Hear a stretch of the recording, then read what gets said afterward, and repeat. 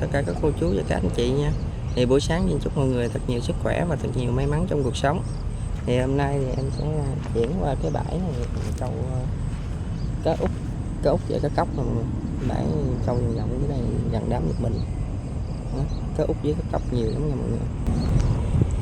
Thì hôm nay hy vọng là có thật nhiều cá cho mọi người xem nha. Bây giờ em chuẩn bị ra cần thôi mọi người ơi. Giờ cũng 8 giờ sáng rồi.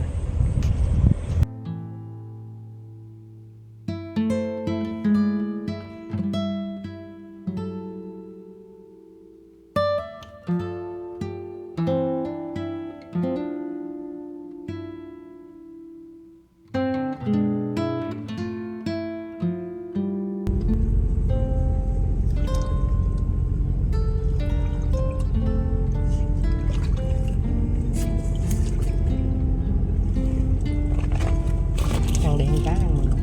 Thằng để ăn bự nè.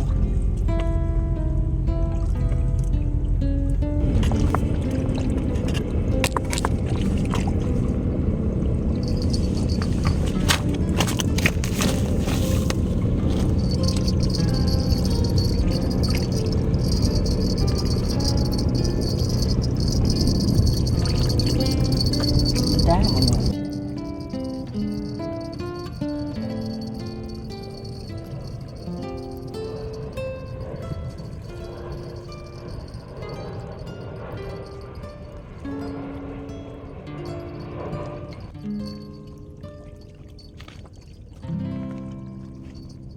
Cá út to mọi người.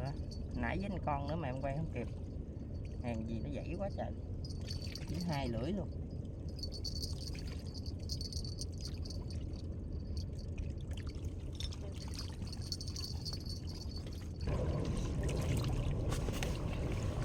Cá út mọi người. To chứ nó nhỏ nha. Cái bãi cá út này á mọi người chịu khó câu buổi sáng sớm á, thảy ra mé tuốt ngoài đó đó mọi người. Sáng sớm á mọi người thảy ra mé tuốt ngoài đó. Có út nhiều lắm, đánh đúng con nước buổi sáng thôi là 1-2 kg gì bình thường. Cá út ở đây to to không à. Còn mọi người câu đài nha, câu đài với mấy cái mé lục bình trong đó mọi người.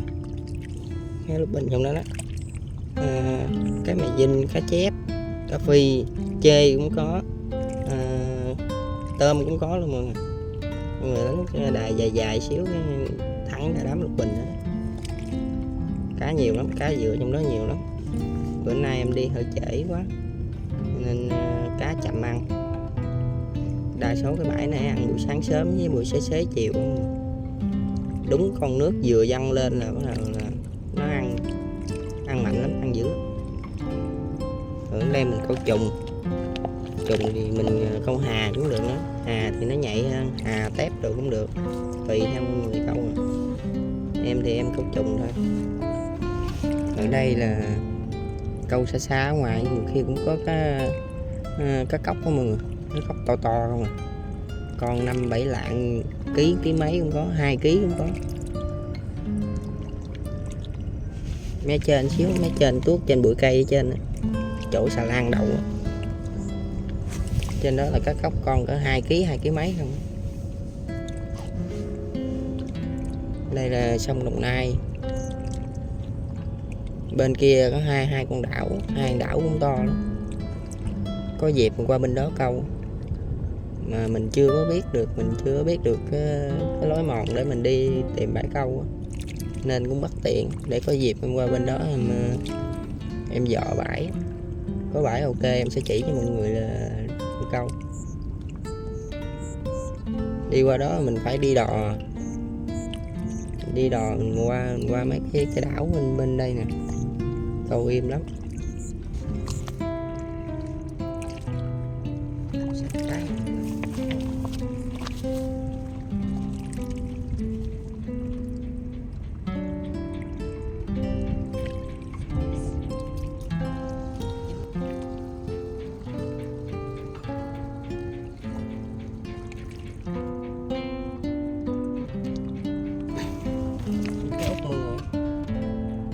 Cá út nè.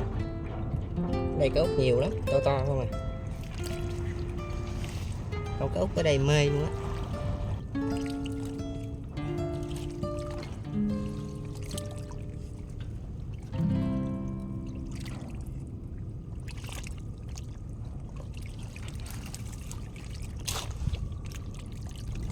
Cái út ở đây nó ăn nhẹ nhẹ nhẹ nhẹ mọi người, canh giật nó mới được.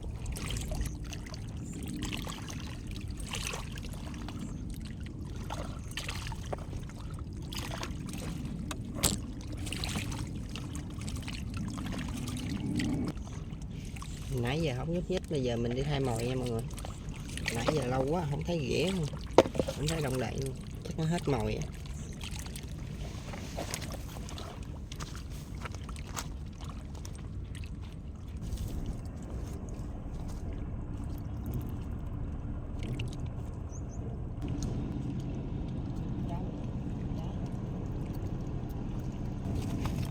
Sắp dính cái sảy luôn mọi người, kéo lên sảy luôn.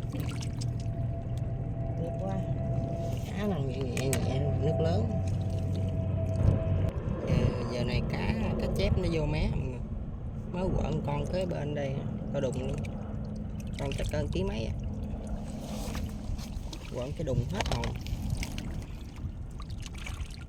Đó đó đó, đó.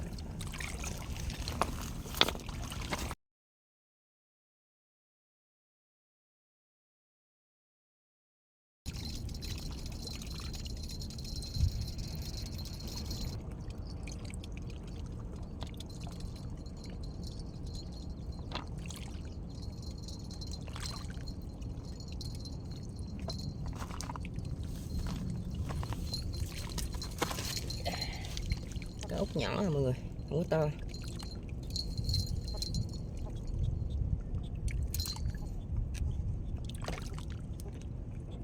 Vậy vừa 2 ngón tay.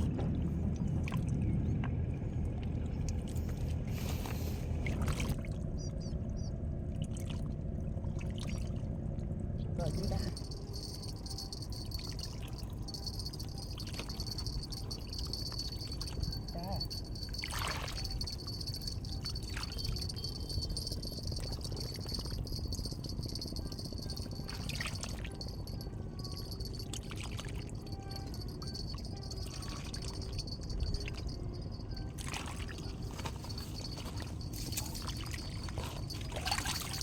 trống mọi người, tốt.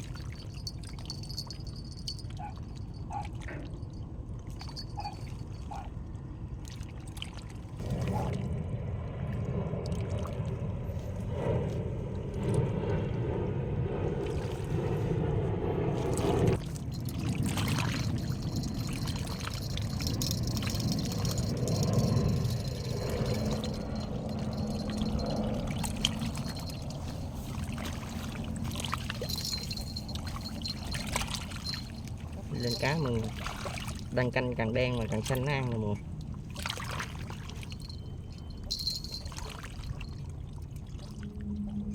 Cá mọi người, to hơn con nãy nha mọi người, ăn quá trời ăn, đang canh càng đen nhỏ.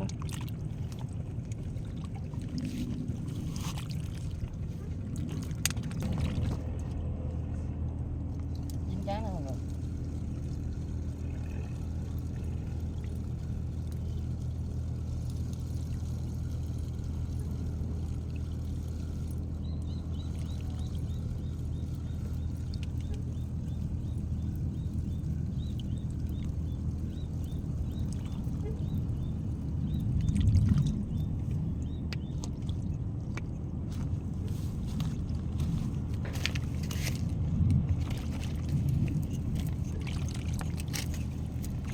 Lên cá nữa, lên cá nữa nghe mọi người.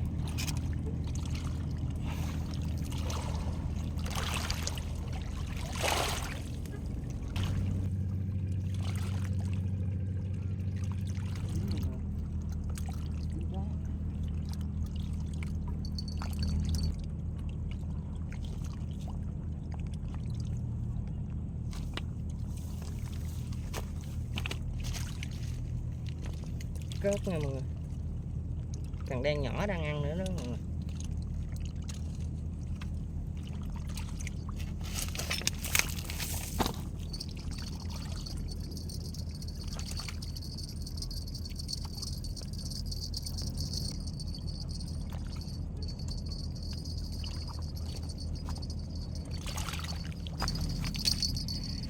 Lên liên tục 2 con luôn, làm không kịp luôn mọi người, nín thở luôn.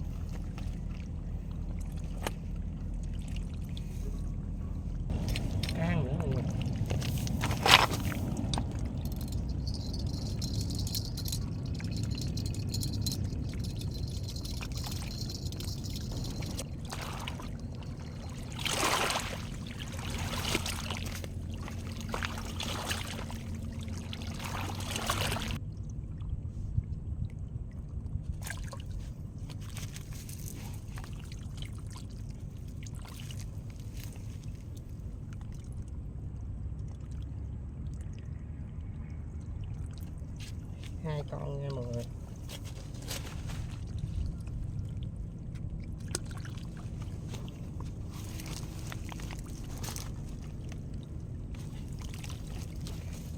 Con thứ 3 nha mọi người. Ăn liên tục làm không kịp. Giờ không kịp thay mồi luôn.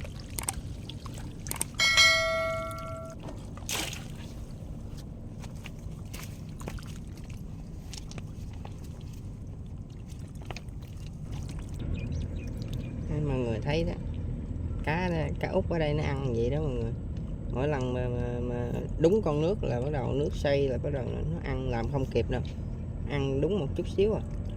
Mình nhanh tay rồi mình câu được nhiều. Đó giờ cần đen đó nha, chuẩn bị ăn nữa đó mọi người. Cần đen có cái chuông đó. Đó.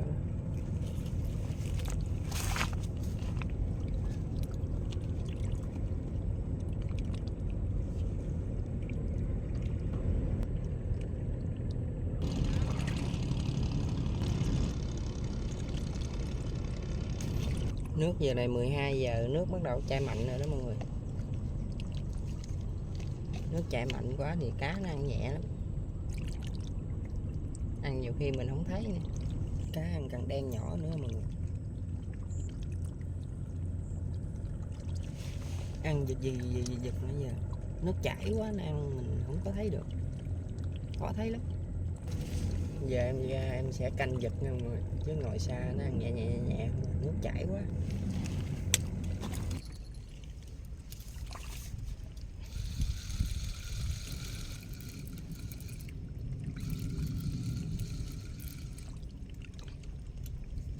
Tên cá mọi người.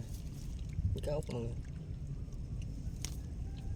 Ăn nãy giờ không hay luôn, nước chảy quá chảy à. Lâu nước chảy quá chậm ăn. Cần đen cá mọi người. Cần đen này nè mọi người. Nước chảy quá nè, nhẹ. Cần xanh ăn nữa nè. Dính mọi người. Dính cá rồi. Giật dội vào cái tưng. Con này chết con à. Nặng. Vô bờ nặng.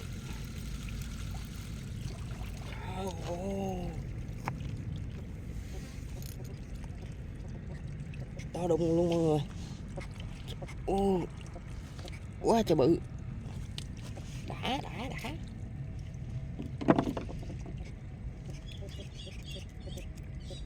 Cần đen này đang ăn nữa nè. Đã không? Cá út quá trời to rồi mọi người. Để em lấy nét. Đó, cá út quá trời to luôn. Sướng. Đó, nó còn ăn đó mọi người. Em nghĩ nó sẽ dính ở dưới luôn rồi đó. Ăn nãy giờ nó tự sóc lưỡi nó dính dưới luôn mọi người. Đó. Giờ em giật luôn nha. Dính. Không biết dính đâu mà nóng quá.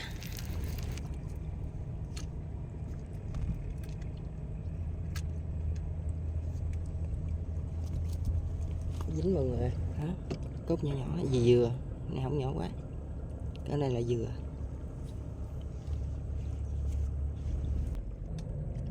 Cá ăn cần đen nữa rồi mọi người.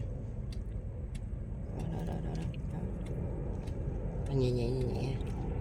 Cá ăn cần đen lớn này nữa rồi mọi người. Cần này nè. Nãy giờ ăn cần này hoài luôn. Mấy cần này, mấy cái cần kế bên im gu hết trơn nãy giờ. 2 cần nhỏ. Đó.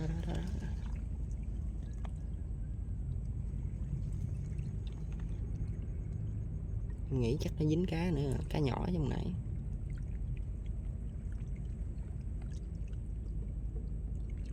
Câu trùng mình lâu mình cũng thay mồi lặn mọi người. Nó hết chất tanh á, nó tiết hết chất dịch rồi. Nó không còn cái mùi nữa. Cá nó không chịu ăn. Đó, dính mọi người, dính nè.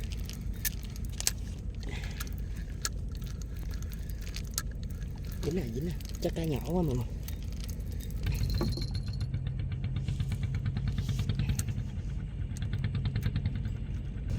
Lên cái nữa nha mọi người. Cá út.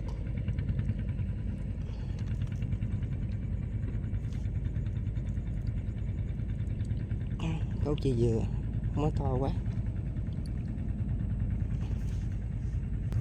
Cá xanh nhỏ này cá ăn nè mọi người, ăn dùng dây luôn, chắc dính rồi.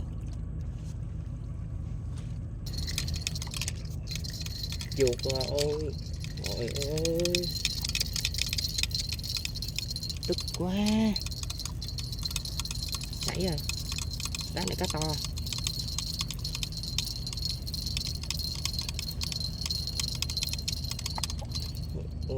Ngồi dướng cái dù á, dướng máy quay em không có giật được.